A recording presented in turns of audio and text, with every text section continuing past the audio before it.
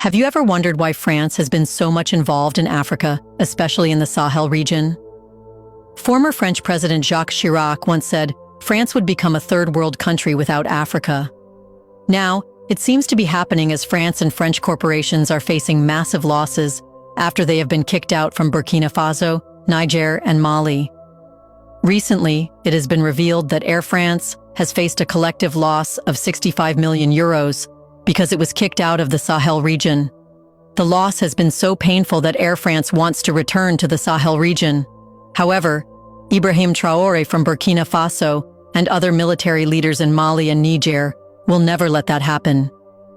So what desperate actions France is making for an immediate return to Burkina Faso, Mali and Niger, and what losses it is facing?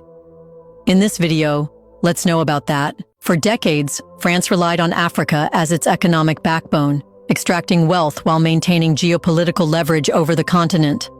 However, after revolutionary military leaders come to power in Burkina Faso, Niger and Mali, things have changed entirely. They brought a watershed moment for France, a major shock that has rattled France and French companies. The expulsion of French troops, corporations, and political influence from Mali, Niger, and Burkina Faso has shattered France's economic stranglehold over the region. Nowhere is this decline more visible than in the financial devastation faced by Air France, which has lost over 65 million euros since being forced out of the Sahel. For Air France, the Sahel was more than just another destination. It was a highly profitable monopoly. The airline generated staggering daily revenues, 500 million CFA francs from Mali, 430 million from Niger, and 390 million from Burkina Faso, adding up to over 2 million euros per day. This level of profit was a reflection of just how deeply France depended on the Sahel for economic survival. And we are only talking about one of the hundreds of companies. But with the rise of military-led governments in these nations and their firm rejection of French dominance, Air France was pushed out, cutting off one of its most lucrative revenue streams. The result has been a financial catastrophe, leaving the airline scrambling to regain access to the region. However, the new governments have made it clear that the era of France's unchecked exploitation is over. The revolutionary leaders of Burkina Faso, Mali, and Niger represent a new era of African governance, one that prioritizes sovereignty over submission. These leaders have taken bold steps to dismantle France's economic and military grip on their countries. That's because they know the reason France has leverage is because of the financial benefits it gets from Africa. If these are stopped, France will no longer have the financial backing that gives it international support. You should know that France has long maintained an image of economic strength and industrial power, but much of its success was built on resources it did not actually possess. Despite having little to no significant reserves of gold, uranium, and critical minerals, France remained a major exporter of these commodities for decades. These resources were not French, they were African. France extracted them from its former colonies, rebranded them as its own, and profited while African nations remained underdeveloped. One of the biggest examples of this exploitation was gold. France has no major gold mines, yet it exported vast quantities of the precious metal. The source has always been West African nations like Mali, Burkina Faso, and Niger, where French companies controlled mining operations under unfair contracts. These deals ensured that African countries received only a small fraction of the wealth generated, while the gold was refined in France and sold as a French commodity. On this, Italy's Prime Minister Giorgia Meloni openly exposed France on live TV. Now, with Sahel nations reclaiming their resources and kicking out French companies, France's so-called gold exports have all but disappeared, revealing how dependent it was on African wealth. The same pattern applies to uranium, coltan, cobalt, and lithium, essential minerals for modern technology, electric vehicles, and batteries.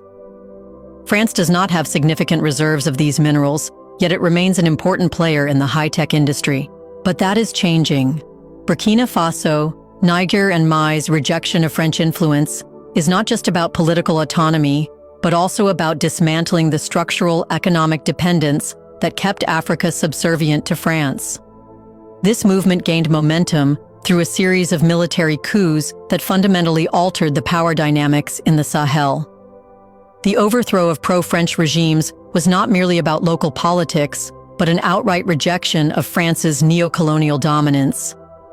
Paris reacted with fury, attempting to impose sanctions, severing diplomatic ties, and seeking to isolate the new governments. Yet these actions only accelerated France's downfall in the region. Instead of bowing to external pressure, the new leadership expelled French troops, shut down French embassies, and nationalized key industries that were once controlled by French corporations. Among the most symbolic and financially devastating blows was the removal of Air France, cutting off a major economic artery for France. For decades, Air France was more than just an airline. It was a strategic economic weapon, ensuring France's continued control over African air travel. The airline dictated flight routes, monopolized key connections, and extracted wealth from the region while reinvesting little into local economies. Air France maintained a near-total monopoly on flights between the Sahel and Europe, keeping fares artificially high while providing subpar services compared to other international carriers.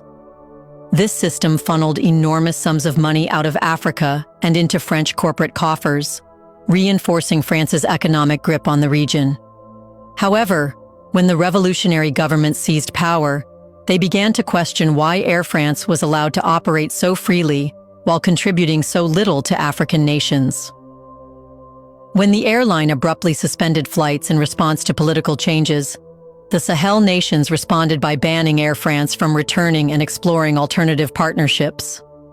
Mali's foreign minister Abdoulaye Diop openly criticized the airline's arrogance and exploitative business practices, exposing how it routinely canceled flights without accountability, stranding African passengers in Europe and elsewhere. He pointed out that such reckless behavior would never be tolerated in the US or other Western nations, yet Air France felt it could do as it pleased in Africa. That era, he stated, is over. If Air France wants to return, it will stand in line like any other company, without privilege, without special treatment. France is no longer in control. Africa is.